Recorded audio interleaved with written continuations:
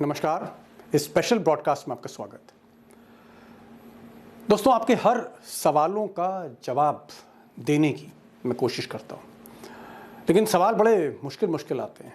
मिसाल के तौर पर एक दोस्त ने पूछा है कि क्या 2023 यानी ये जो साल है प्रधान सेवक का आखिरी साल होगा, यानी 2024 में उनकी छुट्टी हो जाएगी। और ऐसा ही एक सवाल और है कि क्या नीतीश कुमार अगले प्रधान सेवक बनने जा रहे हैं। सवाल भारत जोड़ो यात्रा पर है, सवाल बीजेपी के एजेंडा पे है कि एजेंडा क्या होगा चुनाव का। क्या एजेंडा कम्युनल होगा, हिंदू मुस्लिम होगा, उस पर बीजेपी चुनाव लड़ेगी। चुनाव के अलावा अडानी और अंबानी पे भी बहुत से सवाल हैं, वरुण गांधी पर भी हैं और भी कई लोगों पर हैं, अरविंद केजरीवाल पर है, इसके अलावा बाकी जो रीजनल पार्टीज़ हैं उन पर भी हैं। अब इन सवालों के जवाब के लिए मुझे मदद चाहिए थी और मैंने मदद ली देश के जाने माने पॉलिटिकल पंडित, पॉलिटिकल एनालिस्ट, राजनीतिक विश्लेषक। मुझे लगता है कि इन जैसा राजनीतिक विश्लेषक शायद और कोई नहीं है जो हिंदी हार्टलैंड की राजनीति को समझता है। जी हाँ, प्रोफेसर अभय दुबे। और उनके साथ मिलकर मैंने आपके सवालों के जवाब तलाशने की कोशिश की है और बहुत सटीक उत्तर है। मैं सिर्फ ये चाहता हूँ कि आखिर तक इन जवाबों को सुनिए, क्योंकि यही जवाब हैं 2024 का, यही जवाब हैं आपके उन सब सवालों का जिसका जवाब आज गोदी मीडिया नहीं दे पा रही। तो शुरू करते हैं बेहद मुश्किल सवाल जवाब का ये सफर। शिक्षा शुरू हो चुकी है और नीतीश कुमार ने जब भाजपा का साथ छोड़ा तो वो बहुत गेम चेंजर किस्म की घटना थी। जैसे ही वो एंटी इनकम्बेंसी 50% पार करती है, कितना भी करिश्मा हो, कुछ भी हो, मोदी जी हो या कोई भी हो, वो उस एंटी इनकम्बेंसी को नहीं रोक पाते। तो दुबे जी, 3 घटनाएं, एक बिहार की घटना, एक महाराष्ट्र की घटना और बीच में भारत जोड़ो यात्रा। अगर हम इसका संदर्भ लें, इसका संज्ञान लें, तो 2023 में जो 7 चुनाव होने जा रहे हैं अलग अलग राज्यों में, और जो मोदी जी की खुद की स्थिति है, सरकार की जो स्थिति है, आपको क्या लगता है कि मोदी पहले से मजबूत हुए हैं या वहीं पर खड़े हैं, या अब ढलान शुरू हो चुकी है, पतन की शुरुआत हो चुकी है, या फिर कहीं ना कहीं राजनीति जो हिंदुस्तान की है एक नई करवट ले रही, क्या लगता है? देखिए, अगर बिना किसी संकोच के मैं कहूं तो मैं कहूंगा कि मोदी जी के ग्राफ में कोई गिरावट आ रही हो, ऐसा कोई भी संकेत आंकड़ों के लिहाज से कम मुझे नहीं दिखाई पड़ता। अभी तो स्थिति यह है कि राज्यों में जब चुनाव होते हैं तो राज्यों में भाजपा की सरकारों के खिलाफ जो एंटी इनकम्बेंसी होती है, मोदी जी अपनी प्रतिष्ठा से और अपनी केंद्र सरकार की प्रतिष्ठा से उस एंटी इनकम्बेंसी की भरपाई करते हुए नजर आते हैं जगह जगह। अगर आप पंजाब चुनाव के उदाहरण को देखिए, चूंकि पंजाब में भाजपा की सरकार नहीं थी और जो मौजूदा पार्टी सिस्टम था, पार्टियां थी, उनके खिलाफ जनता के अंदर बड़ी थकान थी, बहुत नाराजगी थी जनता में। तो वहां पर जब एंटी इनकम्बेंसी नापी गई तो कांग्रेस की सरकार के खिलाफ और अकाली दल के खिलाफ काफी जनता में नाराजगी थी और साथ में केंद्र सरकार के खिलाफ भी एंटी इनकम्बेंसी थी पंजाब में। तो पंजाब इस मामले में एक आउटलायर है।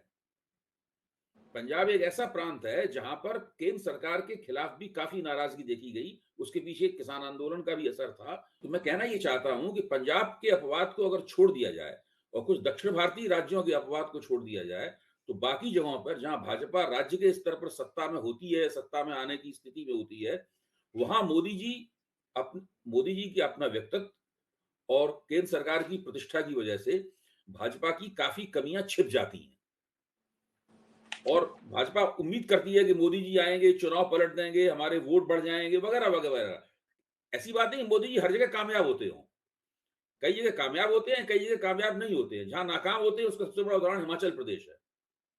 हिमाचल प्रदेश में मोदी जी ने अपने आप को दांव पे लगाया, जम के रैलियां की और भाजपा के जो बागी थे उन बागियों को निजी तौर पर फोन करके भी उन्होंने कहा कि भाई आप मत खड़े होइए। उन्होंने मोदी जी की बात मानने से इनकार कर दिया और जी, भाजपा को उन्होंने चुनाव हराने का पूरा बंदोबस्त किया, क्योंकि वहां अंदरूनी कलह बहुत थी। तो मैं ये मानता हूं कि मोदी जी का ग्राफ अभी गिरते हुए नहीं दिखाई पड़ा है, उनकी सरकार एक की प्रतिष्ठा भी गिरते हुए नहीं दिखाई पड़ी है। ये यहाँ पर हाँ जी। अगर मैं आंकड़ों की बात करूं, आपने आंकड़ों की बात करी, जी, जी। अगर हम देखें जिस तरह से नीतीश कुमार बीजेपी को छोड़ के बिहार से निकले हैं, तो वहाँ तकरीबन 40 सीटें हैं और 40 सीटों पे पिछली बार स्वीप किया था। और बिहार की राजनीति का असर झारखंड में भी है, जहाँ 14 सीटें, तो 54 सीट कहीं न कहीं यहाँ प्रभावित होती हुई दिखती हैं। और अगर हम महाराष्ट्र की बात करें, महाराष्ट्र को भी पिछली बार स्वीप किया था मोदी ने, शिवसेना के साथ मिलके। यहाँ पर 48 सीटें हैं, 48 सीट्स महाराष्ट्र में हैं और बीजेपी खुद मानती है कि महाराष्ट्र का मामला फंसा है, बिहार का मामला फंसा है। और इन दोनों के बीच में अगर अभय जी हम कांग्रेस को देखते हैं कि कांग्रेस तकरीबन 6-7 ऐसे राज्य हैं जहां डायरेक्ट फाइट है बीजेपी के साथ। कर्नाटक है, मध्य प्रदेश है, छत्तीसगढ़ है, राजस्थान है, ये 3-4 स्टेट्स हैं, हरियाणा भी आप इसमें जोड़ लीजिए। तो 70-80 सीट कांग्रेस भी बहुत जबरदस्त तरीके से प्रभावित कर रही है। 40 से 14 और 54 सीटें मैंने कहा झारखंड और बिहार, और 48 सीटें यहाँ। ये जो आंकड़े हैं और जहां पर बीजेपी एक बहुत मुश्किल विकेट पर है, आपको लगता है कि पार्टी के लिए ये एक बहुत बड़ी चुनौती बन के आएगी देखिए, 2024? आप पहले जो सवाल पूछ रहे थे और ये सवाल जो पूछ रहे हैं, दोनों में बहुत फ़र्क है। आप पहले पूछ रहे थे कि मोदी जी का ग्राफ किस स्थिति में जी, है। अब आप चुनावी समीकरण के बारे में चर्चा कर रहे हैं। जी, चुनावी समीकरण प्रांत दर प्रांत अदलते-बदलते रहते हैं और सरकार, और जो सरकार है जो उसका मुकाबला कर रही है, वो उसके लिए नई-नई युक्तियाँ खोजती रहती है।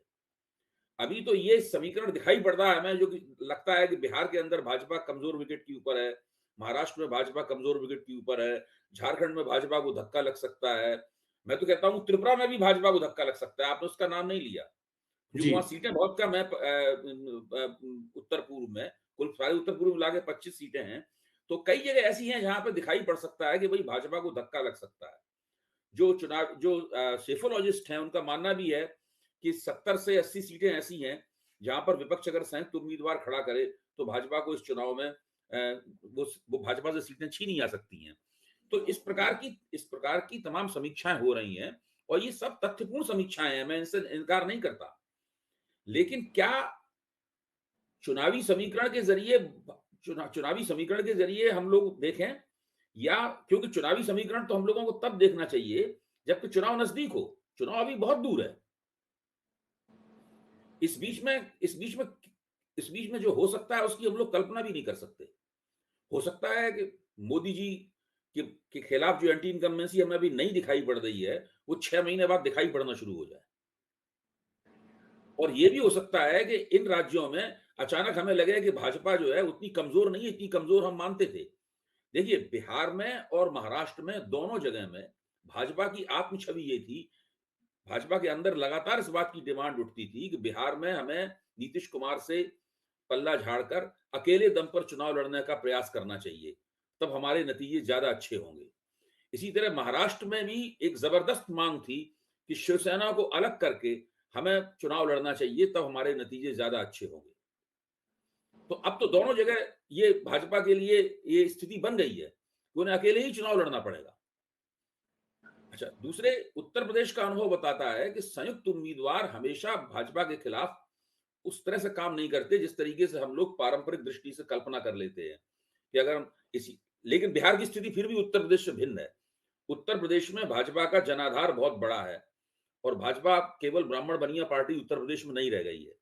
बिहार में भाजपा की चिंता ये है कि वो चूंकि मुख्य तौर पे अभी भी ब्राह्मण बनिया पार्टी, यानी ऊंची जातियों की पार्टी बनी हुई है बिहार में, और बिहार के अभी पिछड़ी जातियों के वोट भाजपा को मिलना शुरू नहीं हुए हैं। बिहार के दलित भाजपा को अपनी पार्टी नहीं मानते हैं, बिहार के आदिवासी भाजपा को अपनी पार्टी नहीं मानते हैं, महादलित अपनी पार्टी नहीं मानते हैं। इसके लिए उन्हें नीतीश कुमार पर निर्भर रहना पड़ता था। चूंकि नीतीश कुमार अब साथ छोड़ के चले गए हैं और उन्होंने राष्ट्रीय जनता दल के साथ गठजोड़ कर लिया है, इसलिए ऐसा लगता है कि बिहार में संयुक्त उम्मीदवार उत्तर प्रदेश के मुकाबले भाजपा के खिलाफ ज्यादा प्रभावी होंगे। लेकिन कितने प्रभावी होंगे, ये एक सवालिया निशान है अभी।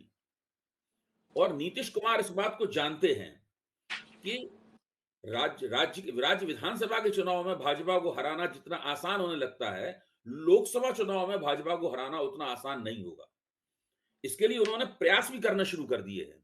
जो जातिगत जनगणना हो रही है या वो पदयात्रा वगैरह पर निकले हुए हैं और जो योजनाएं तमाम बन रही हैं, उससे लगता है कि नीतीश कुमार जानते हैं। देखिए, बिहार में जो विधानसभा चुनाव है वो लोकसभा चुनाव के बाद होगा। तो पहले जी। वहां पे लोकसभा चुनाव में जो राष्ट्रीय जनता दल और जनता दल एकीकृत इन दोनों के बीच का जो गठजोड़ है और उनके और छोटे जो छोटे दल उनके साथ जुड़े हुए हैं, इसकी ताकत की परीक्षा पहले लोकसभा चुनाव में होगी। तो मैं कह रहा हूं कि ये एक अलग है, चुनावी समीकरणों की समीक्षा के जरिए हम किसी निर्णय पे पहुंचे, वो एक अलग बात है। और मोदी जी की सरकार के खिलाफ कितनी एंटी इनकम्बेंसी है, उसको कैसे क्वांटिफाई करें, उसकी मात्रा हम कैसे पता लगाएं, ये एक सवाल है। देखिए, अभी तक हमने देखा है कि अगर किसी सरकार के खिलाफ एंटी इनकम्बेंसी 40% के इर्द गिर्द होती है, तो सरकार अपनी युक्तियों के जरिए उस एंटी इनकम्बेंसी को बुरे नतीजे निकालने से रोक सकती है और उसको पलट भी सकती है। लेकिन जैसे ही वो एंटी इनकम्बेंसी 50% पार करती है और 60 और 70% तक पहुंचती है, वैसे ही कोई भी व्यक्तित्व हो, कितना भी करिश्मा हो, कुछ भी हो, मोदी जी हो या कोई भी हो, वो उस एंटी इनकम्बेंसी को नहीं रोक पाते और फिर उसका जो सत्तारूढ़ दल है, उसके परखचे उड़ने लगते हैं।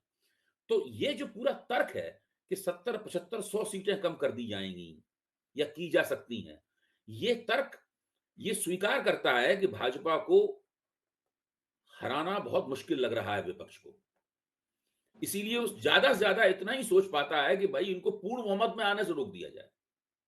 भाई आप 272 सीटें नहीं प्राप्त करने देंगे भाजपा को, लेकिन आपकी पूरी योजना ये बता रही है कि आप मान रहे हैं कि भाजपा को 200 सवा 200 सीटें तो प्राप्त करने से आप नहीं रोक सकते। तो जिस पार्टी के पास 200 सवा 200 सीटें प्राप्त होंगी, इस पार्टी को सरकार तो फिर उसी की बनेगी, चाहे पूर्ण जी। बहुमत की बने, चाहे एक ऐसी सरकार बने जो गठजोड़ सरकार हो, लेकिन इसके अंदर एक उसका बहुत जबरदस्त एंकर हो। जिस पार्टी के पास 200 सवा 200 सीटें होंगी, वो गठजोड़ सरकार के अंदर भी बहुत प्रभावी रहेगी और वो जो चाहेगी करेगी। और मैं मानता हूं मोदी जी बहुत लचीले राजनेता हैं, उनकी रणनीतियां बहुत लचीली होती हैं। ये मत मानिए कि अगर उनको पूर्ण बहुमत नहीं मिला तो प्रधानमंत्री बनने से वो इनकार कर देंगे। और पार्टी के ऊपर उनका जबरदस्त कैप्चर है। मतलब आप ये कहना चाह रहे हैं, मैं आप रोकूंगा आपको, जी, आप ये कह रहे हैं बहुत फ्लेक्सिबल है मोदी, बहुत लचीले हैं मोदी। अब बिल्कुल। लचीले और फ्लेक्सिबल का तो राजनीतिक भाषा में यही मतलब है कि किसी भी लेवल पे जाके एक नया गठजोड़ बना सकते हैं, किसी के आगे भी झुक सकते हैं। आपका ये कहने का 2019 मतलब के चुनाव से पहले आपको याद होगा 2019 के चुनाव से पहले उन्होंने ये कहना भी शुरू कर दिया था। जी। क्योंकि नहीं, जब मेरा ये बात सवाल चली ये आ है रही थी कि शायद पूर्ण बहुमत ना प्राप्त हो, तो उन्होंने 1-2 वक्तव्यों में मोदी जी ने इशारा भी दिया था कि वो हर तरह की परिस्थिति का सामना करने को तैयार है। प्रोफेसर साहब, मेरा सवाल ये है, जो आपने जी, फ्लेक्सिबल वर्ड यूज किया, लचीलापन, जी, कि अगर 230 पर 225 पर अगर बीजेपी आती है 2024 में, तो जितने विकल्प हैं वो मोदी स्वयं खोलेंगे। जो लोग कहते हैं कि साहब 230 पे आ गई तो हो सकता है गडकरी को ले आए, राजनाथ को ले आए, एक कंसेंसस कैंडिडेट। लेकिन आप ये कह रहे हैं कि मोदी खुद बात कर सकते हैं, चाहे वो नवीन पटनायक हो या आपने सही और समझा। कोई। मैं आपने आपने मेरी बात बिल्कुल सही समझी। मैं ये मानता हूँ और मुझे लगता है कि थोड़ी देर हम लोग चर्चा करेंगे तो आप भी मेरी बात की तस्दीक करेंगे। मैं ये मानता हूँ कि भाजपा के अंदर मोदी के अलावा और नेतृत्व का कोई दावेदार नहीं रह गया है। जब 2014 में मोदी प्रधानमंत्री बने थे, उस वक्त नेतृत्व के कई दावेदार थे। वो सारे दावेदार किसी न किसी रूप में, किसी न किसी विशेष परिस्थिति के तहत तिरोहित हो गए हैं। धीरे-धीरे करके उनकी दावेदारियां समाप्त हो गई हैं। मोदी जी को चुनौती देने की कोई स्थिति में नहीं है। जिस नेता के नाम पर पूर्ण बहुमत प्राप्त होगा या 200 से ज्यादा, सवा 200 से ज्यादा सीटें प्राप्त होंगी, उस नेता को कोई चुनौती नहीं दे पाएगा। ये जो कल्पनाएं हैं कि मोदी को जैसे ही पूर्ण बहुमत प्राप्त नहीं होगा, वैसे ही भाजपा के अंदर बहुत सारे दावेदार खड़े हो जाएंगे, ये कल्पनाएं गलत हैं। अगर भाजपा को 150 सीटें मिलती हैं, तब ये बात सही हो सकती है आपकी कि हाँ, तब 175, तब ये तब 190। तब ये हाँ, तब ये कहा जाए कि भाई ये इस व्यक्ति के नेतृत्व में देखिए कितनी ज्यादा सीटें कम हो गई, इसको हटाया जाए। तब मोदी जी को अपना नेतृत्व से अपना रिटायरमेंट ले लेना पड़ेगा। वो लेकिन दो सवा 200 सीटें लाने का मतलब ये है, मोदी जी ही फिर दोबारा प्रधानमंत्री बनेंगे और वो खुद ही फिर गठजोड़ करेंगे और उनको उनके साथ गठजोड़ करने वाले बहुत से दल तैयार भी हो जाएंगे, क्योंकि सबको सत्ता चाहिए और बहुत सारे दल ऐसे हैं जो कि भाजपा के साथ अतीत में सत्ता में रह चुके हैं। मिसाल के तौर पे कौन नहीं रह चुका? सब तो रह चुके। ममता बनर्जी भाजपा के साथ सत्ता में रह चुकी हैं। नीतीश कुमार भाजपा के साथ सत्ता में रह चुके हैं, तमाम लोग सत्ता में रह चुके हैं, कुछ एक दलों को छोड़ दिया है तो। दक्षिण भारत के दल सत्ता उनके साथ आ जाएंगे, द्रविड़ पार्टियां भाजपा के साथ सत्ता में रह चुकी हैं, वो आ जाएंगी, तेलुगु देशम सत्ता में रह चुकी है भाजपा के साथ, वो आ जाएगी, कई लोग आ जाएंगे भाजपा की सत्ता में। जी, अभी मैं देख रहा था बीजेपी की कई रैलियां हो रही हैं सर। हम्म, और एक रैली साध्वी प्रज्ञा ने की कर्नाटक में, फिर हम्म, दूसरी रैली, बहुत बड़ी रैली जो है वो अ, अमित शाह जी ने करी, वो भी हम्म, कर्नाटक में, क्योंकि कर्नाटक में चुनाव हो रहे हैं।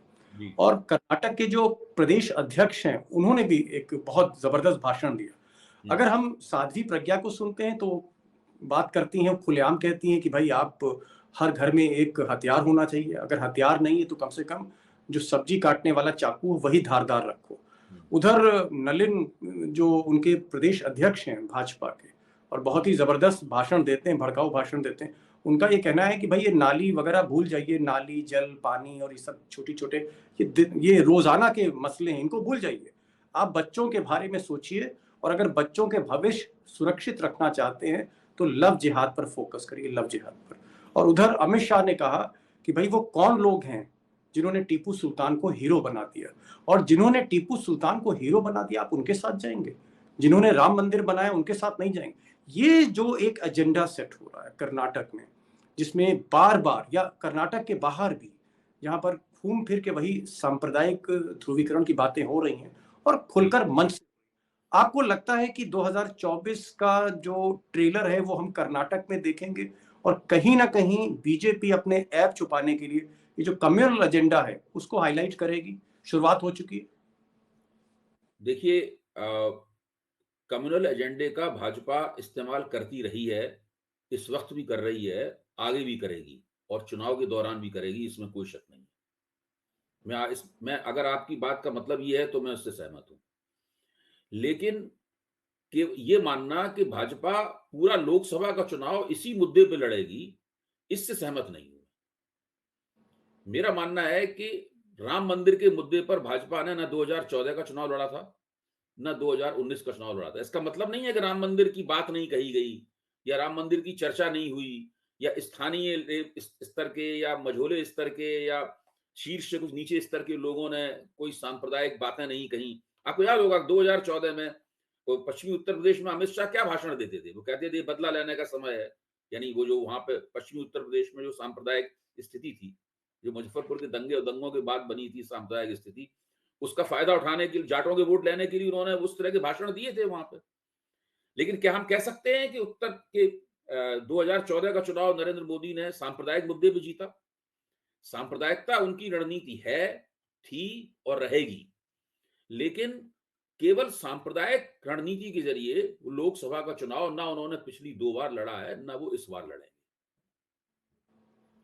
मुख्य तौर पर भारतीय जनता पार्टी चुनाव जीतती है 2 वजहों से। पहली वजह हम लोगों को साफ दिखाई पड़ती है कि भाजपा ने अपने डूब क्षेत्र में, यानी अपने प्रभाव क्षेत्र में, अपने कैचमेंट एरिया में भाजपा ने बड़े पैमाने पर हिंदू समुदायों को अपने साथ जोड़ा है, और वो उनका जो आधार बना है, जिससे 45 से 50% की हिंदू राजनीतिक एकता बनी है, वो अभी कहीं भी डेंट लगते हुए नहीं दिखाई पड़ रही है। वो कहीं भी उसमें डेंट लगते हुए नहीं दिखाई पड़ रहा है। उत्तर प्रदेश के पिछले चुनाव में भी वो डेंट हम सोचते रहे लगेगा, लेकिन नहीं लगा डेंट उसके। दूसरी बात, एक तो समुदायों को अपने साथ जोड़ा है, और सत्ता में 2014 से लगातार वो सत्ता में है, उन्होंने एक वेलफेयर मॉडल विकसित किया है।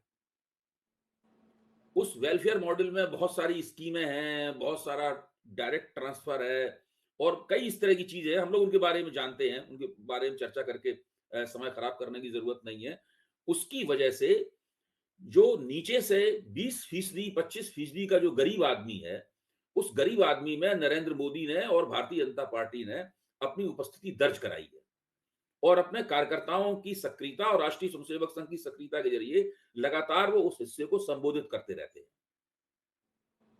तो इस ये जो 2 बातें हैं, भाजपा इसकी वजह से चुनाव जीतती है।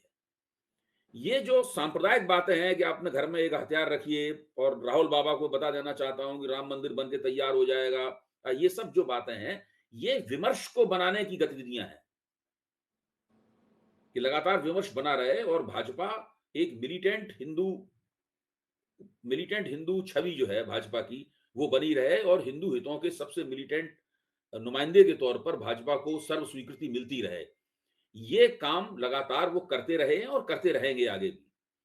लेकिन चुनाव में उनका फोकस इन दो बातों पर जोर देने पर ज्यादा होगा कि किस तरह से जी। वो विभिन्न समुदायों को अपने साथ जोड़े रहें, वहां पर डेंट न लगने दें।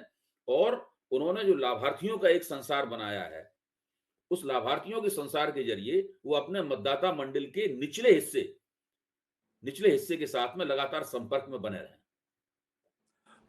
भारत जोड़ो यात्रा की बात कर लेते हैं, क्योंकि अब तो खैर अपने अंतिम पड़ाव में भारत जोड़ो यात्रा है। लेकिन एक चीज़ प्रोफेसर साहब हमें माननी होगी कि भीड़ भी आ रही है, जोश भी है, और कहीं न कहीं जो राहुल गांधी का जो अगर आप स्टैंस देखें या उनकी छवि देखें, वो भी बदली है। लेकिन क्या आपको लगता है कि ये जो भारत जोड़ो यात्रा है, जो मोदी जी की दीवार है, वोट की दीवार कह लीजिए, छल की दीवार कह लीजिए, टीना की दीवार कह लीजिए कि नो अल्टरनेटिव है इस वक़्त उनके लिए, या जिस तरह की भी आप दीवार कहिए, ये जो दीवार है मोदी की 2014 से जो ऊँची होती जा रही है, इस दीवार में ये भारत जोड़ो यात्रा सेंध लगा पाएगी, कोई छेद कर पाएगी, कुछ किसी न किसी कामयाबी पे पहुँच पाएगी, भले वो कामयाबी का जो फ़ीसद है, प्रतिशत बहुत कम हो। कहीं न कहीं सेंधमारी कर पाएँगे इस दीवार पे राहुल गांधी? देखिए, अभी मुझे तो नहीं लगता कि भाजपा के साथ जो समुदाय जुड़े हुए हैं, राहुल गांधी में ने उनमें से किसी समुदाय को अपनी ओर खींचने की कोशिश की है। राहुल गांधी ने ये भारत जोड़ो यात्रा की ये प्रयास जरूर किया है राहुल गांधी ने कि उन्होंने जो मुस्लिम समुदाय है, उस मुस्लिम समुदाय के जरिए इस भारत जोड़ो यात्रा को लगातार संबोधित किया है।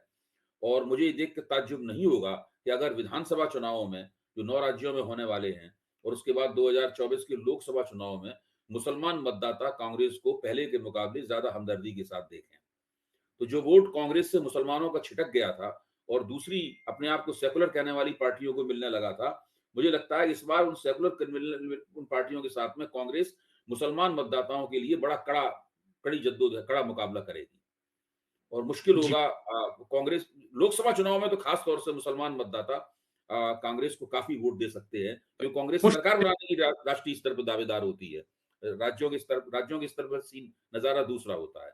तो भारत जोड़ो यात्रा ने दो ये काम जरूर किए हैं। एक काम और भारत जोड़ो यात्रा ने किया है, दूसरा काम ये किया, पहला तो मैंने बता दिया आपको कि उसने जो क्रोनी कैपिटलिज्म वाला मुद्दा है, इसको आप दरबारी पूंजीवाद भी कह सकते हैं, गोदी पूंजीवाद भी कह सकते हैं, अडानी अंबानी के प्रभाव के जरिए बड़े स्पष्ट रूप से, आक्रामक तरीके से और रेडिकल तरीके से राहुल गांधी ने उसको उठाया है। इतना उठाया है कि खुद गौतम अडानी को उसका जवाब भी देना पड़ा है। तो कांग्रेस कह रही है कि अगर हम सरकार में आए तो हम ये गोदी पूंजीवाद है इसको खत्म कर देंगे या उसको हम हतोत्साहित करेंगे। ये जरूर जी। साफ तौर पे सामने आ रहा है। तो दो बातें स्पष्ट रूप से सामने आ रही हैं। तीसरी बात जो स्पष्ट रूप से अभी तक सामने आनी चाहिए थी और नहीं आ पाई है, वो ये है कि कांग्रेस के संगठन में भी भारत जोड़ो यात्रा के कारण कोई बड़ा उछाल आया है? ये चीज अभी हमें दिखाई नहीं पड़ रही है, हमारे पास इसकी रिपोर्ट नहीं है। अगर आपके पास इसके तथ्य और आंकड़े हों, एक कश्मीर का केवल एक उदाहरण सामने आया है कि कश्मीर में जो लोग छोड़ गए थे, गुलाम नबी आजाद की पार्टी का जो एक अलग गुट था, जो दूसरे गुटबाजी हो गई थी उसमें नाराज था, तो वो निकल के फिर कांग्रेस में वापस आ गया है। वो एक उदाहरण जरूर है। लेकिन बाकी जगहों पर कहीं कांग्रेस के अंदर कांग्रेस का आपसी सिर फुटबॉल खत्म हुआ हो, जैसे राजस्थान में नहीं खत्म हुआ। भारत जोड़ो यात्रा के दौरान पायलट और गहलोत के बीच का जो झगड़ा है वो और ज्यादा निकल कर सामने आया। प्रोफेसर साहब, एक बात आपने कही कि मुस्लिम जो है वो हो सकता है कांग्रेस में पहले से ज़्यादा संख्या में जाके वोट दे, और आपने ये भी कहा कि राहुल गांधी की छवि भी बदली है। जहाँ तक संगठन के बारे में आपने कहा कि संगठन के बारे में आपको इतना इल्म नहीं है, कोई आंकड़े नहीं है कि ये पता लग पाए, एक ऐसा बैरोमीटर कोई हो कि जहाँ संगठन में भी एक कोई उछाल आया है या कोई उसके अंदर मजबूती आई। लेकिन एक चीज़ मैं इकोनॉमिक टाइम्स की एक रिपोर्ट का जिक्र करना चाहता हूँ। इकोनॉमिक टाइम्स ने एक रिपोर्ट अभी हाल में छापी जिसमें उसने कहा कि कांग्रेस के हाथ से जो ब्राह्मण्स हैं वो काफ़ी संख्या में निकले हैं, 50% के आसपास, और 45% के आसपास गैर ब्राह्मण सवर्ण निकले हैं, जैसे कि आप क्षत्रिय मान लीजिए, वैश्य मान लीजिए और तमाम उसमें त्यागी भी हो गए, भूमिहार भी हो गए और उसमें और कोई ऊंची जातियां हो गई शामिल। और इसके अलावा कांग्रेस में जो ओबीसी है उसने भी एक बड़ा डेंट दिया है। आपको लगता है जो अर्बन हिंदू वोटर है कस्बों में, शहरों में, बड़े शहरों में, ये वापस लाने की कोई एक्सरसाइज हमें नहीं दिखती? और आप भी पहले भी प्रोग्राम में आपने कहा था कि जो कम्युनिटी वोटिंग होती है किन कम्युनिटीज पे फोकस कर रही है वो भी क्लियर नहीं है, मुस्लिम्स के अलावा।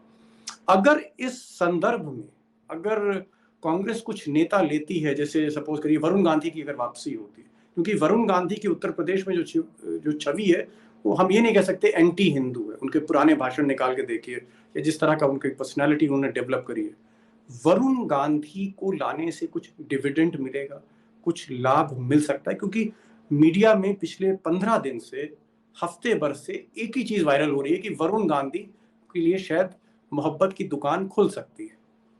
देखिए, वरुण गांधी उत्तर प्रदेश में कांग्रेस के लिए एक बहुत बड़ी एसेट, बहुत बड़ी मजबूत संपत्ति साबित हो सकते हैं, क्योंकि कांग्रेस के पास उत्तर प्रदेश में नेता नहीं है कोई। मतलब किसी को पार्टी संगठन का अध्यक्ष है कोई, उस पार्टी को उस तरह से नेता नहीं होता है वो।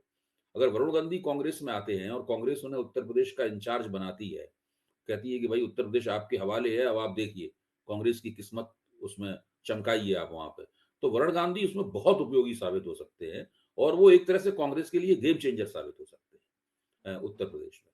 और गेम हम लोग चेंजर। इस बात, हाँ, पहले भी हम लोग इस बात पर चर्चा कर चुके हैं। अब ये सब कांग्रेस का जो परिवार है, जो गांधी परिवार है, उसकी अंदरूनी राजनीति पर निर्भर करता है कि ये चीज कैसे वो होगी।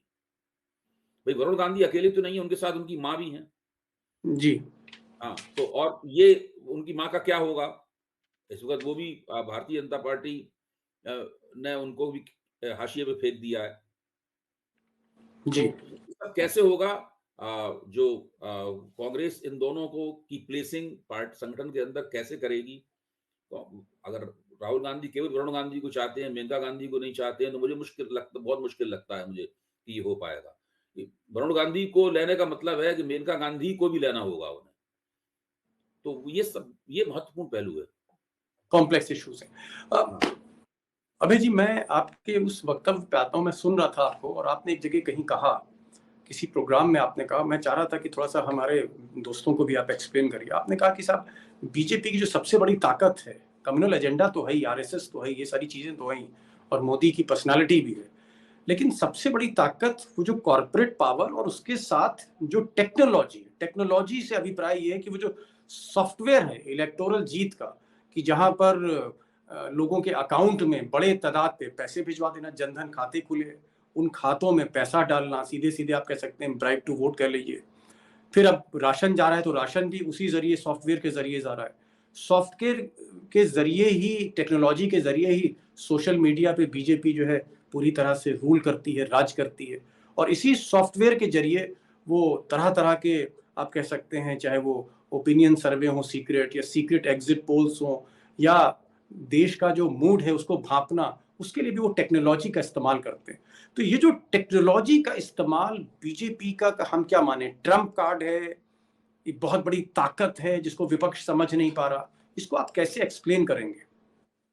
देखिए, इसको एक्सप्लेन करने का एक बहुत ही आसान तरीका है। सबसे कम्युनिकेशन की सबसे पुरानी टेक्नोलॉजी इस वक़्त कौन-सी है? रेडियो। एक ऐसी, हम लोगों ने सबने रेडियो सुनना बंद कर दिया है। जी। कितने लोग रेडियो सुनते हैं आजकल? लेकिन मोदी जी जानते हैं कि रेडियो अभी भी देश के बहुत बड़े हिस्से में सुना जाता है। और जिस दिन से वो प्रधानमंत्री हुए हैं, तब से वो रेडियो पे मन की बात सुना रहे हैं। और उस वहाँ से मन की बात से बहुत सी चीज़ें बाउंस ऑफ होती हैं। वो टीवी तक बात पहुँचती है। वो प्रिंट मीडिया में भी बात आती है। तो जितनी भी टेक्नोलॉजीज़ मौजूद हैं, उन टेक्नोलॉजीज़ का आपसी संबंध क्या है? उसका समीकरण क्या है? उस चीज़ को मोदी जी और मोदी जी की जो के ज़माने की जो भारतीय जनता पार्टी है, उनका जो प्रचार तंत्र है, वो उस चीज़ को अच्छी तरीके से समझता है। और जितना दोहन उसका हो सकता है, उतना दोहन वो उसका कर रहे हैं। चाहे वो सोशल मीडिया हो, चाहे वो डायरेक्ट ट्रांसफ़र वाली टेक्नोलॉजी हो, नेट के ज़रिए बैंकिंग बैंकिंग जब चूँकि नेट आधारित हो गई है, तो ऐसा सब कुछ हो सकता है। इस चीज़ को उन्होंने बहुत पहले ही पहचान लिया था। और मैं तो मानता हूँ कांग्रेस ने भी पहचान लिया था अगर कांग्रेस 2014 का चुनाव नहीं हारती और किसी तरीके से उसकी सत्ता में वापसी हो जाती, तो ये जनधन खाते तो कांग्रेस खुलवाती, क्योंकि कांग्रेस की बनाई हुई योजना है मुख्य तौर पे। क्योंकि मोदी जी चुनाव जीत गए तो उन्होंने कांग्रेस से ये योजना ली, उसको एक नाम दिया और उन्होंने उसको उसको सबसे पहला काम उन्होंने यही किया। तब मेरे ऐसा व्यक्ति, मैं उसे मुझे स्वीकार करने में कोई संकोच नहीं, मैं नहीं समझ पाया था कि इसका महत्व क्या है। कि जनधन है क्या, फॉर्मूला क्या है हाँ, ये? मामला है क्या? तो हम लोग तो मजाक उड़ाते थे कि भाई देखिए बहुत सारी चीजों का हमने भाजपा का मजाक उड़ाया, जैसे कि मिस्ड कॉल के जरिए मेंबरशिप देना, हमने इसका इसका भी मजाक उड़ाया, मैंने खुद उड़ाया मजाक। हम्म, जनधन योजना का मैंने मजाक उड़ाया, इससे क्या होगा, लोगों के खाते खाली पड़े रहेंगे, सब बेकार है, ढकोसला है, वगैरह वगैरह, इसकी सब जांच कीजिए, इसमें फर्जीवाड़ा है। ये सब भी बातें थी, ऐसी बात नहीं, इन बातों में सच्चाई नहीं थी। लेकिन इतनी बड़ी योजना है, उसमें कुछ हिस्सा फर्जीवाड़ा भी हो सकता है, कुछ ढकोसला भी हो सकता है, कुछ खाते खाली पड़े इनएक्टिव भी हो सकते हैं, लेकिन कुल मिला के उसका इम्पैक्ट देखिए आप। उन्हें मोदी, मनमोहन सिंह जी तो अर्थशास्त्री थे, उन्हें तो पता ही था, मोदी जी को भी पता था कि अर्थव्यवस्था जो है उसमें लोगों की आमदनी नहीं बढ़ने वाली है, अर्थव्यवस्था जो है वो लोगों को रोजगार नहीं देने वाली है, यहां तक कि आमदनी कम होगी, रोजगार छिनेंगे। ऐसी स्थिति में एंटी इनकम्बेंसी बहुत पैदा होगी, बहुत बनेगी एंटी इनकम्बेंसी। उसको रोकने की पेशबंदी जरूरी है। तो चुनाव जीतते ही पहला काम उस पेशबंदी की शुरुआत में किया, जनधन योजना उस पेशबंदी का नाम है भाई। रिश्वत, पैसा देना वोटर को हाँ, सीधे। हाँ। ये सब जो है ना डायरेक्ट ट्रांसफर, अब आपकी आमदनी किसी की है नहीं, अचानक उसके प्रकट होता है कि आपको 2000 रुपए आपके खाते में आ गए, और उसे उम्मीद है कि एक महीने बाद कुछ और आ जाएगा, या 3 महीने बाद कुछ और आ जाएगा। तो इस ये सब चीजें भारत की चुनावी राजनीति के लिए गेम चेंजर साबित हुई हैं। आज भाजपा के तमाम समर्थक पत्रकार टीवी पे बड़े उससे कहते हैं कि भाई हमने इतने लाख करोड़ रुपए लोगों में बांटे हैं, ऐसा कभी भी नहीं हुआ इतिहास में, तो हम ही जीतेंगे चुनाव। तो ये सब चीजें बहुत महत्वपूर्ण है, हमें कोई भी विश्लेषण करते समय इन सब चीजों को अपने कैलिब्रेशन में लाना चाहिए। आप राजनीति को समझते हैं, राजनीतिक समीकरण समझते हैं, लेकिन अब क्योंकि टेक्नोलॉजी की आज बात हो रही है इस खंड में, इस इंटरव्यू के, और हमने टेक्नोलॉजी को लेकर जनधन की बात करी, पैसे ट्रांसफर की बात करी, सीधे सरकार का पैसा वोटर के खाते में जा रहा है। एक चीज और टेक्नोलॉजी जिस पर बड़े सवाल उठ रहे हैं, और बहुत बार ये सवाल पूछा गया है, अडवाणी जी जब हारे थे उन्होंने भी उठा दिया था, ये ईवीएम, ये भी क्या एक टेक्नोलॉजी है? और क्या इस टेक्नोलॉजी पे जो सवाल उठते हैं वो कितने जायज हैं? और क्या ये भी एक उस इलेक्टोरल पॉलिटिक्स का पार्ट है? क्या अगर इसको हम मुझे कभी बदलें? यकीन नहीं हुआ कि ईवीएम हैकिंग के जरिए भारतीय जनता पार्टी चुनाव जीतती है। मैं कभी इसके ऊपर यकीन नहीं कर पाया। मैं ये मानता हूं कि ये विश्लेषण से बचने की एक बोगी है, क्योंकि चुनाव हमेशा सामाजिक शक्तियों के समीकरण बनाने से, उन समीकरणों को टिकाऊ रखने से, रखने के जरिए जीते हारे जाते हैं। बाकी चीजें सहयोगी भूमिका निभाती हैं, लेकिन अगर ईवीएम के जरिए चुनाव जीता जाता है तो हमारा आपका फिर सबका वजूद बेकार है। फिर हम क्या कर सकते हैं? कुछ भी नहीं कर सकते। कितनी भी एंटी इनकम्बेंसी बने रहे, ईवीएम के जरिए चुनाव जीत लिया जाएगा। भाजपा कई चुनावों में बहुत बुरी तरह हारी भी है। देखिए दिल्ली में लगातार भाजपा बुरी तरह हारती है। 2015 में बिहार का चुनाव भाजपा बुरी तरह हार गई थी, दूसरा चुनाव मुश्किल से ही जीत पाई। छत्तीसगढ़ में भाजपा का सुपड़ा साफ हो गया था। तो बहुत जगहों पे भाजपा बहुत बुरी तरह चुनाव हारती भी है। तो मुझे नहीं लगता कि ईवीएम के जरिए चुनाव जीतने का कोई फार्मूला इनके पास है।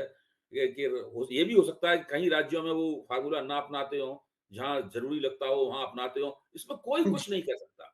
अगर इस तरह की स्थिति कोई है तो हम सब लोग कर ही क्या सकते हैं? फिर तो हम नहीं, लोगों को अपना कारोबार हम लोगों को अपनी दुकान बंद करके घर बैठ जाना चाहिए। नहीं नहीं, कहीं तो ग्रे एरिया आपको लगता है, जो आपने कहा कहीं भाई इस्तेमाल किया कहीं नहीं किया, तो क्या ग्रे एरिया है? क्योंकि मैं इसलिए कह रहा हूँ प्रोफेसर साहब कि अगर आप यूएस में देखें, जो मॉडर्न डेमोक्रेसी है, जहां हर काम सॉफ्टवेयर से आज की तारीख हो रहा है, सॉफ्टवेयर ड्रिवन सोसाइटीज जो हैं, वहां जब चुनाव की बात आती है, सत्ता चुनने की बात आती है, तो वो सॉफ्टवेयर अलग कर देते हैं। वो कहते नहीं साहब बैलेट पेपर पे चाहिए। तो थोड़ा शक होता है कि भाई ब्रिटेन है, यूएस है, यूरोप है, जापान है, यहाँ पर ऐसा क्यों? और भारत में इतना अगर विरोध हो रहा है तो ऐसा तो नहीं है कि इसमें खरबों रुपए का खर्चा आ जाएगा। हम वापस स्विच कर सकते हैं कुछ बिल्कुल कर टेरिटरीज में। सकते हैं। नहीं, ज़रूर कर सकते हैं, मैं आपकी बात से इनकार नहीं कर रहा हूँ। दोबारा हम लोग बैलेट पेपर के ऊपर जा सकते हैं और उसमें कोई ऐसा नुकसान भी नहीं होने वाला है। अगर उससे लोकतंत्र में और चुनावी प्रक्रिया में प्रामाणिकता आती है और शक दूर होता है, तो ऐसा किया जाना चाहिए। लेकिन अभी तक इसके सिक्काबंद प्रमाण प्राप्त नहीं हुए हैं कि ईवीएम हैकिंग के ज़रिए चुनाव जीता जाता है। जी। जी। इस पर मतलब आप अभी तक आपके पास कोई ऐसी स्टडी नहीं, कोई आधार नहीं है? नहीं, कहाँ आप बताइए, आपके पास अगर कोई आधार हो तो बताइए। कि आप हर चीज़ के देखिए, संदेह के ज़रिए अगर हम किसी चीज़ को प्रोसेस करेंगे, तो हर चीज़ के ऊपर संदेह किया जा सकता है। लेकिन ईवीएम के ज़रिए भारत में चुनाव जीते-हारे जाते हैं, ये बात अभी तक प्रमाणित नहीं हो पाई है। इसका कहीं एक ईवीएम खराब हो गई, कहीं 1-2 गड़बड़ियाँ हो गई हों, मैं उससे इनकार नहीं कर सकता, वो सब तो होता रहता है। वो तो जब बैलेट पेपर होते थे, उसमें भी बहुत सारे घपले होते थे। हम जानते थे कि उसको मैनिपुलेट करने के कितने तरीके इस्तेमाल किए जाते थे। वो जी। मैनिपुलेट कहीं न कहीं ईवीएम होती होगी, लेकिन इसका कोई एक ऐसा समरूप फ़ॉर्मूला है, जहाँ सत्ताधारी दल चाहे तो वो उसको लागू करके चुनाव पलट सकता है। ये चीज़ जो है, वो अभी तक मेरी समझ में नहीं आ पाई है। मैंने भी इसके ऊपर थोड़ा दिमाग खपाया है। लेकिन मुझे अभी तक ऐसा नहीं लगा कि इस सब सवाल को उठाऊँ मैं। और फिर जैसे ही आप ईवीएम के ज़रिए चुनाव जीतने-हारने की बात कहते हैं, फिर मैं पूछता हूँ इस सब विश्लेषण की क्या ज़रूरत है जो हम और आप कर रहे हैं? जी। ठीक है डॉक्टर साहब, कोई ऐसा स्टडी आती है, कोई इस तरह की कोई बहुत ही एनलाइटेंड स्टडी होती है ईवीएम पे, ज़रूर आपके साथ मैं फिर अलग से बात करूँगा। मेरा अंतिम सवाल है, हमने कांग्रेस पर बात कर ली, भारत जोड़ो यात्रा पे बात कर ली, मोदी जी की ताकत पे बात कर ली, एजेंडे पे बात कर ली। अब एक अंतिम सवाल कि जो तीसरा मोर्चा के लिए जो सोशलिस्ट ताकतें हैं, जिनका नेतृत्व नीतीश कुमार करने जा रहे हैं या करते हुए लगते हैं। नीतीश कुमार ने जिस तरह से मोदी जी को छोड़ा, एक नया समीकरण बनाया और आज की तारीख में बिहार, झारखंड और उत्तर प्रदेश में उनकी जयंत चौधरी से बात हो रही है। इटावा में वो गए थे जब मुलायम सिंह यादव का निधन हो गया, लंबी बातचीत उनकी अखिलेश यादव के साथ हुई, आज भी संपर्क में। तेजस्वी के बारे में वो कह ही चुके हैं, हेमंत सोरेन से भी वो कह चुके हैं, शरद पवार से बात हो रही, सीताराम येचुरी से मुलाकात कर चुके हैं, उद्धव ठाकरे से भी संपर्क में। ये जो नीतीश कुमार वाला जो समीकरण आपको दिख रहा है, मुझे लगता है कि लेकिन पिछले 15-20 दिन से 25 दिन से नीतीश थोड़ा शांत है। ये बात जरूर आ रही है कि तेजस्वी उनके लिए सरकार की मदद से एक जहाज खरीद रहे हैं। वो लंबी दूरी का जहाज होगा, लंबी दूरी का उड़ान भरेगा और उससे कैंपेन स्टार्ट होगा और शायद मकर संक्रांति के बाद नीतीश कुमार बिहार के बाहर कदम बढ़ाने जा रहे हैं। नीतीश फैक्टर आपको कितना मजबूत लगता है? आपको लगता है कि ये कैटलिस्ट हो सकता है, ये कहीं ना कहीं कोई प्रभाव ला सकता है, कोई नई करवट ला सकता है आने वाले 3-4-5 महीने में? मुझे लगता है पहली बात तो मैं ये कहूँगा कि नीतीश कुमार इस काम को करने वाले सबसे ज़्यादा सही व्यक्ति हैं। उनके ऊपर कोई भाई-भतीजावाद का आरोप नहीं है, उनके ऊपर परिवारवाद का आरोप नहीं है, उनके ऊपर भ्रष्टाचार का आरोप नहीं है। एक मुख्यमंत्री, प्रशासक और राजनेता के तौर पर नीतीश की छवि विपक्ष के कई नेताओं से बहुत बेहतर है। वो वरिष्ठ भी काफ़ी है, सभी नेताओं से उनके अच्छे संबंध हैं और उन्होंने ये भी कह दिया है कि वो खुद प्रधानमंत्री पद की दौड़ में नहीं है। उन्होंने और केसी त्यागी ने तो जी। स्पष्ट रूप से कह दिया है कि वो प्रधानमंत्री पद की दौड़ की जो व्यक्ति अपने आप को प्रधानमंत्री पद की दौड़ से बाहर कर लेता है, वो विपक्षी एकता कराने की हैसियत उसको प्राप्त हो जाती है। तो विपक्षी नेताओं के बीच में वो एक बहुत ही बेहतरीन संपर्क सूत्र के तौर पर अपने आप को पेश कर रहे हैं। और वो ये जानते हैं कि अभी जिस प्रकार की एकता की वो कल्पना कर रहे हैं, उसका क्षण अभी बहुत दूर है। इसलिए वो सब चीज़ों को टटोल रहे हैं।